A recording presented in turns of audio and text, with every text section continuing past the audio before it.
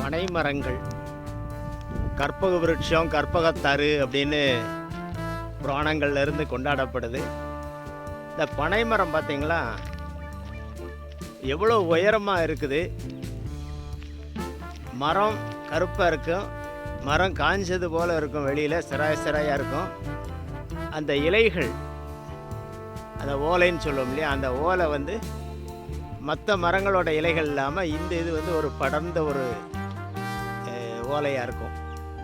இந்த ஓலைகளை வந்து வீடுகள் கூரை வேயறதுக்கு பயன்படுத்துவாங்க. முந்தி இந்த பனைமரம் கட்டையை உடைச்சி அதை வந்து விட்டம் பனங்கைகள் போட்டு அது மேலே ஓடு அடுக்கு வீட்டுக்கு வந்து ஓட்டு கூரை போடுறதுக்கு பயன்படுத்துவாங்க. இந்த ஓலையை வேஞ்ச கூரை வீடுகள் வந்து வெயில் காலத்தில் குழுன்னு இருக்கும், குளுமையாக இருக்கும். மழை காலத்தில் நல்ல ஒரு மிதமான வெப்பமாக இருக்கும். அதுதான் இதில் உள்ள இந்த சிறப்பு. பார்த்தீங்களா, பனங்கிழங்கு கீழே விழுந்து பூரா பனை செடிகளாக வந்து முளைச்சிருக்கு. இதே பனங்கிழங்கு வந்து லேசாக முளைச்சி ஒரு முளத்தில் அந்த வேர், பனையோட வேர் தான் பனங்கிழங்கு. ஒரு முளத்தில் வேர் போன உடனே அதை தோண்டி எடுத்து கிழங்கா சாப்பிட்றோம். அதே வந்து முளைச்சி மரமாகி போனதுக்கப்புறம் மரத்தில் மேலே பாருங்க, மரத்தில் மேலே நொங்கு இருக்கு, நொங்கா சாப்பிடலாம். பழுத்து பழமாக விழுந்தா இருக்கு இல்லைங்களா, பழம் விழுந்திருக்கு, பழங்கள் கீழே விழுந்து கிடக்கு, பழமாக சாப்பிடலாம். பழம் வந்து அதிகமான நியூட்ரிஷன் வேல்யூ இருக்கக்கூடியது அப்படின்னு சொல்கிறாங்க. நொங்கு வந்து வெயில் காலத்தில் நல்ல உடலுக்கு குளிர்ச்சியானது. உடம்புல வேர்க்கூறுகள் அதிகமாக இருந்துச்சு அப்படின்னா அந்த வேர்க்கூறுகள் மேலே உடம்புல அந்த நொங்கு தண்ணியை தடவுனா வேர்க்கூறுலாம் சரியாயிரும்னு சொல்லுவாங்க. இப்படி பனையில் வந்து மிகப்பெரிய மருத்துவ குணங்கள் இருக்குது.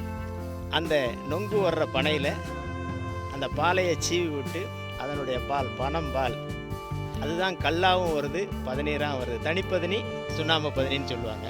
அந்த அதில் மேலே களையம் கட்டி விட்டுருப்பாங்க இல்லையா, அதில் உள்ள சுண்ணாம்பை தடவி அதில் வடியை விட்டு எடுத்தாங்கன்னா அது சுண்ணாம்பு பதனி. அது அந்த பதனி தான் நம்ம குடிக்கிற பதனி, இனிப்பாக இருக்கும். அதுதான் கருப்பட்டியாக காய்ச்சறது. அதையே இன்னும் ஃபில்ட்ரு பண்ணால் பனங்கற்கண்டு. அது மதிப்பு கூட்ட கூட்ட அதனோட மருத்துவ குணமும் கூட. நல்ல பொருட்கள் பதநீர், கருப்பட்டி, பனங்கற்கண்டு எல்லாமே மருத்துவ குணமானது. அதே இது அந்த பதநீர் அப்படியே டைரெக்டாக பனையிலேருந்து வர்றது, எந்த விதமான கலப்படம் இல்லாமல், சுண்ணாம்பெல்லாம் கலப்படாமல் அப்படியே அந்த கலையத்தில் வடித்து அதை கொண்டு வந்து அப்படியே குடித்தோம்னா அது வந்து கொஞ்சம் புளிப்புத்தன்மையாக உள்ளது. அதுதான் தனிப்பதனி அப்படின்னு சொல்லுவாங்க. அதுதான் கல் அப்படின்றது ஒரு மயக்கத்தை கொடுக்கறது. போதையிலேயேவும் இப்போ ஒவ்வொன்றுக்கும் ஒரு குணம் இருக்கும். இது வந்து அதிகமான கல் அருந்துறவங்களுக்கு தூக்கம்தான் வரும், ஒரு வெறி உருவாது. போதைன்றது வெறி. இந்த பணங்கள் வந்து வெறியை கொடுக்காது. உடலுக்கு அதாவது அதிகமாக குடித்தாங்கன்னா தூக்கம் வந்துடும், மிதமாக குடித்தாங்கன்னா உடல் ஆரோக்கியம். அது ஒரே பனை கல்லை 48 நாள் தொடர்ந்து குடித்தாங்கன்னா அவங்க உடம்புல இருக்கக்கூடிய எல்லா நோய்களுமே சரியாகணும். எல்லா நோய்க்கும் இது ஒரு மருந்தாக பயன்படுத்துவாங்க. அவ்வளவு அருமருந்து பனங்கள். அது மட்டும் இல்லை, இந்த பனை இருக்கு இல்லையா, இந்த பனையில் இந்த பகுதியில் ஒரு கல்லை எடுத்து தட்டினீங்க அப்படின்னா இதாக இருக்கு இல்லையா, இப்படி ஒரு கல்லை எடுத்து இந்த கல்லை வச்சு நல்லா தட்டிக்கிட்டே இருந்தீங்கன்னா தட்ட இது வந்து ரொம்ப வயசான பனை, கொஞ்சம் ரொம்ப தட்டணும். தட்டினீங்கன்னா இதிலேருந்து ஒரு சாறு மாதிரி வரும். அந்த சாறை இந்த கை கால்களில் வந்து ஒரு தடிப்பு மாதிரி இருக்கும், கருப்பாக இருக்கும். அது ஊறல் அரிப்பு எடுத்துக்கிட்டே இருக்கும். கரப்பான், படை, சொறி இந்த மாதிரி சொல்லுவாங்க. அதுக்கு இந்த சாரை நீங்கள் எடுத்து தடவிக்கிட்டே வந்தீங்கன்னா ஒரு 4 நாள் 5 நாள் தொடர்ந்து தடவிக்கிட்டே வந்தீங்கன்னா அது சரியாயிடும். பனை வேர் இருக்கு இல்லையா, பனை வேர் இது வந்து ஆண்மை பெருக்கி தாது பலம் கொடுக்கறது அப்படின்னு சொல்லுவாங்க. இந்த வேர் தான் வந்து ஆரம்பத்தில் வேராக இருக்கிறது தான் பனங்கிழங்கு. இப்போ பனங்கிழங்கு இன்றைக்கி சர்க்கரை நோய் கூட மருந்தாக பயன்படுத்துகிறாங்க. பனங்கிழங்கை அவிச்சு அதை காய வச்சு பவுடராக்கி அதை மருந்தாக பயன்படுத்துகிறாங்க. உடல் பருமன் இருக்கிறவங்களும் அதை வந்து பயன்படுத்துகிறாங்க. நல்ல சத்தானது, அதே நேரத்தில் உடம்புக்கு ஆரோக்கியம் கொடுக்கறது, நோய்களை தீர்க்கக்கூடியது, ஆண்மைக்கு வந்து சிறந்த மருத்துவம் சொல்கிறாங்க. இந்த பனையில் மேலே இருக்கக்கூடிய இந்த ஓலை இருக்கு இல்லையா, ஓலையை கூரை வைகிறாங்க. சரி, அந்த மட்டை, இந்த மட்டை இருக்கு இல்லையா, அந்த இது காஞ்ச மட்டை வந்து கீழே விழுந்து கிடக்குது. இது வந்து காஞ்சி போன மட்டை கீழே விழுந்து கிடக்கு. இந்த மட்டையை பச்சையாக இருக்கிறப்ப இந்த மட்டையில் உள்ள மேலே இருக்கக்கூடிய இந்த தோல், இதை நார்னு சொல்லுவாங்க. இந்த நாரை வந்து அப்படியே எடுத்து இந்த கயிற்று கட்டில் பார்த்துருப்பீங்க இல்லையா, கயிற்று கட்டில் பின்னுவாங்க. அதை வச்சு பின்னுவாங்க. ரொம்ப குளுமை, பல தலைமுறைக்கு அது வந்து உழைக்கும். அந்த காலத்துல எல்லாம் கயிற்று கட்டில் தான். இந்த பனநார் கயிற்று கட்டில் வந்து உடல் ஆரோக்கியமாக கொடுக்கும். ஏன்னா கீழே வந்து ஹோல்ஸ் இருக்கிறதுனால நல்ல ஏர் சர்க்குலேஷன் பாடிக்கு கிடைக்கும், உடலுக்கு குளுமை கொடுக்கும். இதே நாரில் இன்னும் அந்த காலத்துல எல்லாம் வீட்டுகளில், விவசாய வீடுகளில் வந்து பொட்டின்னு சொல்லுவாங்க. விவசாய பொருட்கள் எடுத்து வைக்கிறதுக்கு, விதைக்கிறதுக்கு விதைக்கொட்டான், அதுக்கடுத்து குத்துப்பெட்டி, கடாப்பெட்டி, அப்புறம் காற்று கூடுறதுக்கு இந்த பிடப்பம் இல்லையா, பிடவைக்கிறதுக்கு முறம், இது எல்லாமே இந்த நாரில் இருந்து தான், இந்த பனை நார்கள் இருந்து தான் செய்கிறாங்க. இப்படி பனையோட மருத்துவ குணங்கள் சொன்னோம்னா எக்கச்சக்கம், பயன்பாடுகள் எக்கச்சக்கம். இந்த ஓலை இருக்கு இல்லையா, இந்த பனை ஓலையில் கொட்டான்றது சின்ன ஒரு பாக்ஸு, கொட்டா முடையிறது இருக்கும். தென் மாவட்டங்கள்ல எல்லாம் அந்த மிட்டாய் கடைகளில் அந்த காலத்தில் ஸ்வீட்ஸ் எல்லாம் இந்த ஓலை கொட்டானில் தான் கொடுப்பாங்க. அது மனம், அந்த பனை ஓலையோட மனம், அந்த ஸ்வீட்டு வந்து ரொம்ப டேஸ்ட்டாகவும் மனமாகவும் இருக்கும். அது மட்டும் இல்லை, தென் மாவட்டங்களில் வந்து திருவிழாக்களில், குறிப்பாக ஆடி மாதங்களில் வந்து இந்த பனை குருத்தோலையில் இந்த பனை இந்த இருக்கு இல்லையா, இந்த சின்ன பனை இருக்கு இல்லையா, இந்த சின்ன பனையில் இந்த குருத்து ஓலைன்னா இந்த இருக்கு இல்லையா, இந்த குருத்து ஓலை, இந்த குருத்து ஓலையில் குருத்து ஓலையை வெட்டிட்டு போய் அது இன்னும் குருத்து வந்து இன்னும் நைஸாக இருக்கும், மெலிசாக இருக்கும், மேலே இருக்கும். மாவு உள்ளே வச்சு கொலக்கட்டை வைப்பாங்க, ஓலை கொலக்கட்டைன்னு சொல்லுவாங்க. அந்த கொலக்கட்டை வந்து இந்த பனையோட ஃப்ளேவரு, டேஸ்ட்டு அவ்வளோ அருமையாக இருக்கும். இந்த பனை அப்படின்றது ஆதி காலத்திலிருந்து இந்த தமிழ் சமூகத்தோட மட்டும் இல்லை, உலகத்தில் பல இடங்கள் இருக்கலாம், பயன்பாட்டில் இருக்குது. வேர்லேருந்து ஓலை வரைக்கும் எல்லாமே பனையில் மருத்துவ குணம், மனித சமூகத்திற்கான பயன்பாடு. அதனால தான் இந்த பனையை வந்து கற்பகத்தருன்னு சொல்கிறாங்க. இது மட்டும் இல்லை, இந்த பனையோட உயரத்தை பாருங்களேன், எவ்வளோ உயரம் இருக்குது, இதாக இருக்கு இல்லையா. இந்த பனை இன்னொரு விஷயம், இது இடிதாங்கியாக செயல்படுது. இப்போ இவ்வளோ உயரம் இருக்கிறதுனால மின்னல், இடி மழைக்காலங்களில் இல்லை கோடைக்காலங்களில் விழுகிறப்ப இந்த பனைகளில் தான், பனை வந்து ஹைட்டாக இருக்கிறதுனால அந்த இடியை தாங்கி மின்னலை அதை அப்சர்வ் பண்ணி பூமியில் எர்த்து பண்ணிடும். இந்த பனைகள், நிறைய பனைகள் வந்து இலைகள் இல்லாமல் மொட்டையாக இருக்கும். அதுக்கு காரணம் அந்த இடி விழுந்து பனை எரிஞ்சு வெறும் பனை மட்டும், இலை அந்த ஓலைகள்லாம் விழுந்து பனை மொட்டையாக நிற்கும். அப்போ கிராமங்களில் பனை இருக்கிறதுனால இடிதாங்கியாகவும் அது செயல்படுது, இயற்கையிலேருந்து ஒரு அரணாக செயல்படுது.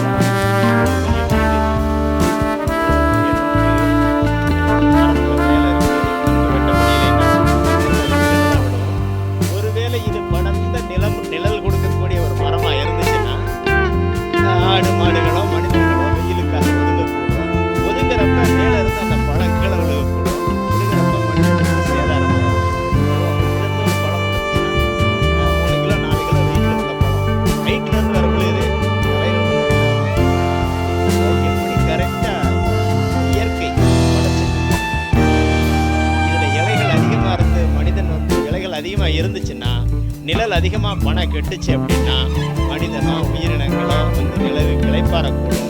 இப்போ பணம் விழுந்து பாதிப்பு வரும்னு நல்ல பழம் நொங்க கொடுத்த இறைவன் ஓலையை இதுதாங்க இயற்கையினுடைய அதிசயம்.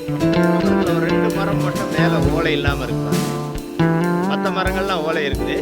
இது வந்து இடி மின்னல் தாக்குனதுனால ஓலைகள் கருகி மொட்டை அடிக்குது. இது வந்து இடி தாங்கி மரம் அப்படின்னு சொல்லலாம். மின்னல் தாக்குறதுனால மரம் வந்து அந்த மின்னலை அப்சர்வ் பண்ணிக்கணும், பக்கத்தில் யாருக்கும் பாதிப்பு வராது. பனை மரம் நம்ம வீட்டு பக்கத்துலையோ பக்கத்தில் இருந்தது அப்படின்னா இயற்கையில் வரக்கூடிய மின்னல் இடினால பாதிப்பை அது தாங்கிக்கணும். நமக்கு வந்து அது நன்மை செய்யும். இப்போ இடி தாங்கி வந்து எவ்வளவோ செலவு பண்ணி ஒவ்வொரு பெரிய பெரிய பில்டிங்கில் போடணும். அப்படி போடக்கூடிய பில்டிங்கில் இந்த மாதிரி ஒரு பனை மரத்தை நாம் வச்சா அந்த பனை மரம் வந்து அந்த இடியை தாங்கிக்கணும். இயற்கை வந்து ஒரு இடி தாங்கியா அந்த மரத்தை பனைமரம் பூமிக்கு கீழே இருந்து தண்ணியை எடுத்து மேலே உச்சிக்கு கொண்டு போய் நொங்கு மேலே தான் காய்க்குது. அந்த நொங்குல தண்ணிகளை சேகரித்து வைக்குது. எப்படி பாருங்க, இங்கிருந்து எப்படி அந்த பம்ப் பண்ணி மேலே தண்ணி இசை மரம் பயன்படுத்தும். ஒரு மரத்துல 4 குலை 5 குலைன்னு குலை இருக்கு. ஒவ்வொரு குலையிலையும் 10 லிட்டர் வரைக்கும் மொத்தம் தண்ணியாக பார்த்தோன்னா 10 லிட்டர் வரைக்கும் இருக்கும். அவ்வளோ காய்களையும் பிடிச்சா அப்போ ஒரு 50 லிட்டர் 100 லிட்டர் தண்ணியை ஒவ்வொரு மரமும் மேலே உச்சியில் கொண்டு போய் சேகரித்து வைக்குதே. எப்படி அது வைக்குது? இது அதிசயமா இல்லையா? இன்னொன்று, இந்த பனைமரத்தில் நொங்கு குளிர்காலத்தில் வந்தால் எப்படி இருக்கும்? குளிர்காலத்தில் நொங்கை யாரும் சாப்பிட முடியுமா? கோடை காலத்தில், இந்த வெப்ப காலத்தில், அதுவும் அந்த அக்னி நட்சத்திர காலத்தில் தான் நொங்கு வந்து காய்க்கும். ஏன்? இந்த வெயிலிருந்து உயிரினங்களை காக்க, மனித சமூகத்தை காக்கிறதுக்காக இந்த இயற்கை எப்படிப்பட்ட ஒரு பொருளை அந்த நொங்கை கோடையில் கொடுத்துருக்கு பாருங்க. குளிர்காலத்தில் கொடுத்தா என்ன ஆகும்? இயற்கை வந்து மனித சமூகத்துக்கு எல்லாமே சரியாக படைச்சிருக்கு. கோடை காலத்தில் வரக்கூடிய இந்த வெப்பத்தை பாதுகாக்கிறதுக்காக கோடைகால பழங்கள் எல்லாமே பாருங்கள் குளிர்ச்சி தரக்கூடியதாக இருக்கும். குளிர்காலத்தில் வரக்கூடிய பழங்கள் எல்லாமே பாருங்கள் வெப்பம் கொடுக்கக்கூடியதாக இருக்கும். இயற்கையினுடைய அதிசயத்தை நாம் கொண்டாடத்தான் முடியும், புரிஞ்சுக்கிற முடியாது.